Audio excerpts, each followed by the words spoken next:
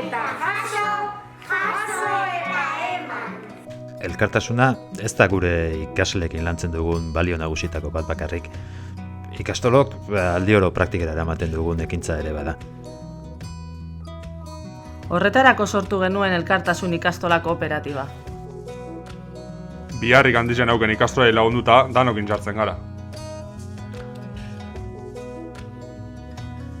Konpromiso handia eskatzen dute laguntza eskaerek eta txostena aztertzeak eta laguntza banatzeko proposamena lantzeak. Bai, egia da, orduak entzen dizkugu beste egitekoei eta isialdiari, baina gogo eta ilusio handiz egiten dugu lan hau. Euskara ofiziala ez den eremu luze zabal bat daukagu Euskal Herrian, eta ikastolak ari gara hor euskaraz irakasten. Bertoko aurren etorkizuna euskaraz pigin bat marrazten. Eta bereziki eremu hortan izan da nahitaezko elkartasunik ikastolen laguntza.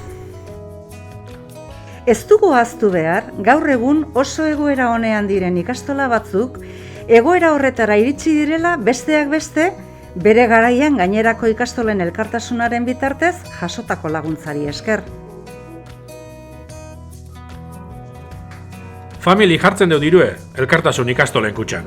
Bai, 2013tik gaur bitxarte 8 milio euro, ata kontuak. Ta horri eskerrak aurrera atera ditugu, hainbat ikastola. Deiozu, nahizu bezala elkartasuna, konpromisoa, militantzia, edo deiozu herrigintza edo naziogintza. Emaitza azkenen, milak aurrek euskarazko irakaskuntza jasotzen dutela horri esker.